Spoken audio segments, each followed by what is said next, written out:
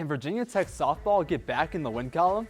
Can Hokies baseball fight their way back into the top 25? And where does Virginia Tech lacrosse stand after a massive upset over Syracuse? We got Diamond Sports and a slight trip over to the turf. How's it going, everybody? I'm Robbie Ackerly alongside Landon Weaver. And Landon, it's been an exciting spring here in Blacksburg thus far. Indeed it has, Robbie. Both teams on the diamond are enjoying success, and they want some more national recognition coming soon, especially for the ladies at Tech Softball Park. Plus, lacrosse is moving into ACC tournament play. Can they pull off an upset against an undefeated North Carolina squad? Yeah, definitely. Let's start on the lacrosse side of things. The Hokies are in the ACC tournament as that final 8 seed, like you mentioned, taking on the Tar Heels of North Carolina, and they certainly earned the right to take on the Tar Heels, Landon, with a massive upset victory over Syracuse. It was. You know, this is where teams really start to show their true selves. They beat the number 14 team in the country, Syracuse, after a rocky regular season in ACC play. I think they went 3-6. So you play your best ball here late in the season and maybe pull off something against North Carolina. 14-0 is going to be hard to beat, and the number 1 team in the country. Yeah, definitely a 9-8 Virginia Tech Hokies team. So this regular season, it's been rocky, and it's always going to be an uphill battle when facing a ranked opponent as an unranked team. But these ladies are no strangers to upsets. For more on the upset victory the Hokies pulled off last week, here's our very own Thomas Hughes. Thomas? Thanks, guys. On Saturday, April 12th, Hokies lacrosse pulled off a monumental win, defeating number 11 Syracuse 14-11 at Thompson Field. It was their first top 25 win this year and the highest-ranked victory under head coach Kristen Skyra. Attacker Lauren Render scored 7 goals. Her third game this season was 7 or more scores. Midfielder Mia Posey added 4 goals, all in the first half, and secured 6 draws. The Orange struggled to stay in front of Tech's cutters when they attacked downhill, and the Hokies made them pay for it. Syracuse adjusted by shifting into more zone coverage in the second half, but by then, the momentum had swung hard in Tech's favor. The Hokies established control early, leading 4-1 after the first quarter and extending their advantage to 8-4 at the half. They consistently scored late each frame, including pivotal goals with 8 seconds remaining in both the first and second quarters. 6 of their 14 goals came in the final 2 minutes of a quarter, showcasing their clutch performance. Though the Hokies were outdrawn 16-13 and outshot 36-29, keeper Aaliyah Jones recorded 13 saves and restricted the Orange to 31% shooting and 0 for 6 on free position shots. Things unraveled quickly in the next game, though. This past Wednesday, Tech traveled to Charlottesville to face number 7 Virginia. Initially, it seemed like the Hokies would repeat their Syracuse success as they grabbed a 2-0 lead. But the Cavaliers didn't just seize the lead, they ran away with it. Virginia scored 6 unanswered goals in the first frame, after Tech's initial 2, and pushed their lead to 11-4 at the break. In the draw especially, the Hokies were outmatched. Attacker Kate Gallagher set both the single game and single season draw control records for UVA, finishing with 17 on the day. Looking ahead, Tech has a date in the ACC tournament quarterfinals with number 1 North Carolina. The Tar Heels, who have won all 14 games of their games this season, are a formidable foe, especially so for Tech, who lost to North Carolina 21-9 in March. Adding to the narrative, North Carolina's roster includes 3 former Hokies, Olivia Vergano, Sarah Gresham, and Sophie Student. Vergano and Gresham were members of last year's squad, which was bounced in the first round of the ACC tournament. History hasn't been kind either. In 34 tries, Tech has never beaten the Tar Heels.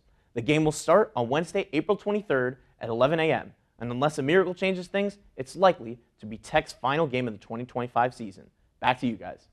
Great stuff, Thomas, as always. And Landon, the lacrosse team aren't the only Lady Hokies making some noise nationwide. No, they're not, Robbie. 36-6 in the regular season, 14-2 in the ACC, and currently ranked number 11 in the country. They're second among ACC teams in the top 25, with Florida State also coming in at the number 8 spot. But we got to talk about Emma Lemley. She got her pro call-up to the AUSL, the first golden ticket. I mean, Willy Wonka showed up at TSP the other day. Yeah, Emma Lemley, she certainly deserves that golden ticket. But let's flash back a little bit to yesterday when it seemed like the Hokies were steamrolling through everybody. And then in Pittsburgh, they run into the Pitt Panthers, a 7-6 gritty loss. Of course, the Panthers, they clawed their way to that victory. They certainly earned one, and they snapped the Virginia Tech win streak. Yeah, it's always hard going off against a walk-off home run. And you talk about the fact that Virginia Tech left so many runners on base, runners in scoring position. They just couldn't capitalize. An off day from the Hokies is bound to happen.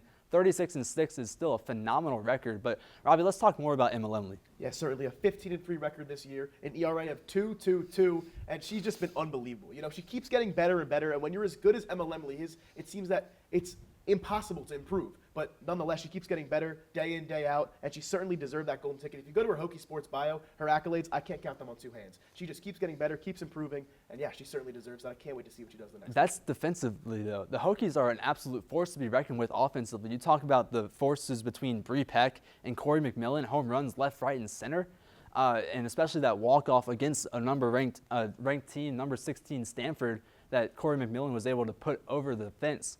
It's crazy that they're so good on both sides. I feel like the number 11 ranking is almost a little disrespectful to them. I think they're fighting to show that they are a top 10 team. They are a team to be reckoned with come May and June when they go to the College World Series. Yeah, definitely. And speak about that ranking, the number 11, they have a huge opportunity because, of course, they play the number 8 Florida State Seminoles. So they have a huge chance to really show that maybe they are a little disrespected, Landon. Yeah, that series coming in the last week of the regular season for the Hokies. Up until yesterday, the Hokies were on a roll.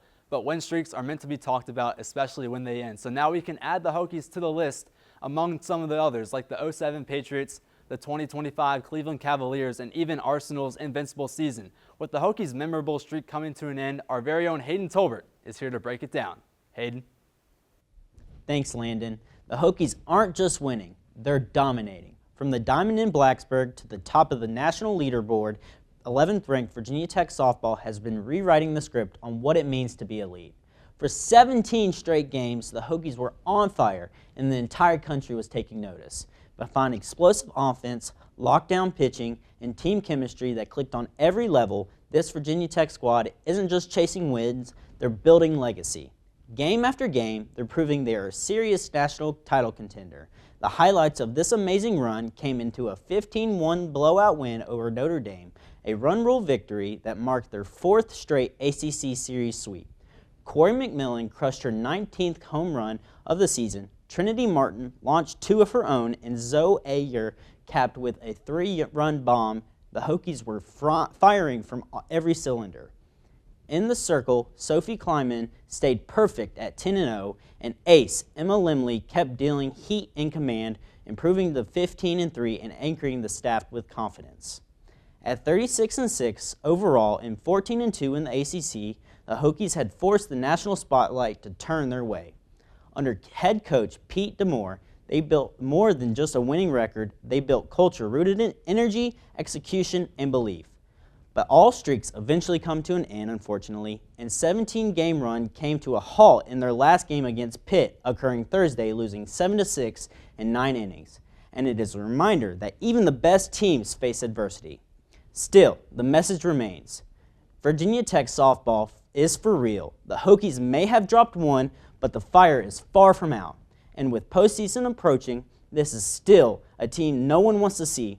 Whether you're the Hokie Nation or just love great softball, this team is what you want to watch because the Hokie softball greatness isn't a goal anymore. It's a standard.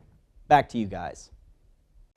Thanks, Hayden. And now, Robbie, let's segue to baseball. The Hokies take on the Tar Heels this weekend with UNC coming into Blacksburg ranked number 12 in the nation. And it's a big series for Virginia Tech, not just for ACC implications, but also for national implications. Yeah, another big opportunity here, it seems, for Virginia Tech. And Landon, they've really taken advantage of these opportunities. You talk about a series victory over Louisville, a victory over number 20 at the time, Troy, and, of course, the sweeping of Wake Forest on the road.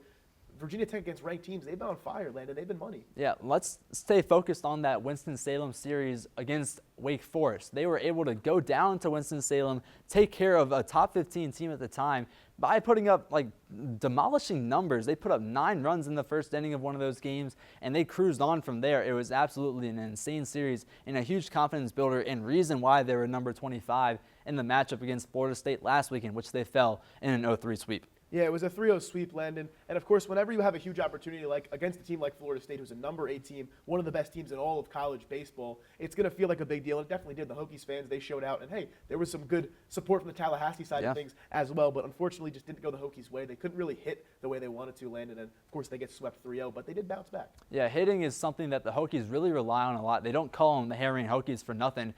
They just weren't unable to put bat to ball last weekend. And you saw in the first game, at least, that 1 run, just 4 hits on the game, and that kind of continued the whole season, the whole series for that last weekend. 12-1 in the second game, Florida State won, and then 4-2. The Hokies got a little bit going, but couldn't close it out. Yeah, so it's been an up and down season for Virginia Tech, but nonetheless a successful one. and much of Virginia Tech's success can be credited to one man. Coach John Sheff has been all over the country, and now in Blacksburg, the former ACC Coach of the Year has quite the backstory. For more on the Hokies Renaissance man, our very own Cody Wagner. Cody? For some, the path to coaching is obvious. For others, not so much. Coming out of college, John Sheff had played 4 years at Drexel and then remained there for another 4 years as an assistant coach. After that, he spent time in the private sector in New York, quickly realizing after 10 months that is not what he wanted to do. Then he went over to Marist to become a baseball head coach. As the new head coach with Marist, Sheff shined, taking the team to 4 different regional appearances. He also eclipsed 40 wins in one season with Marist. After that, he took a 10-year hiatus from head coaching, spending time as an assistant coach, popping to 3 different colleges in that time. Then, when he came back to head coaching, he really came to the forefront with Maryland. In 5 seasons with Maryland, Sheff never had a losing season, leading the Terps to a couple of 40-win campaigns. Sheff then packed his bags for the ACC, perhaps the most stacked conference in the entire country. John Sheff found a home in Blacksburg back in 2018 and has been with the Hokies ever since. The message here, follow your heart and do what you enjoy. John Sheff has found great success in doing what he loves most, coaching baseball. Guys. Thank you, Cody. Great stuff, as per usual. And a big weekend coming up here in Blacksburg. Of course, Virginia Tech has a huge opportunity against UNC, like we mentioned, another ranked matchup. And in Pittsburgh, Pennsylvania, softball looks to gear up for their number 8 matchup with FSU in a couple weeks and get revenge on the Pitt Panthers. Yeah, they do. They really need to bounce back after a 7-6 loss yesterday. The Hokies will look to take care of business and close out the series with a 2-1 victory. And as we talked about earlier, Virginia Tech, a huge chance to get back on the winning side of things in ACC play and be able to pick up a huge ranked win. But that's going to do it for us inside the studio here at the beautiful Moss Arts Center. For our reporters, Hayden Tolbert, Thomas Hughes, and Cody Wagner, he's Robbie Ackerly. I'm Landon Weaver, and thank you guys for tuning in.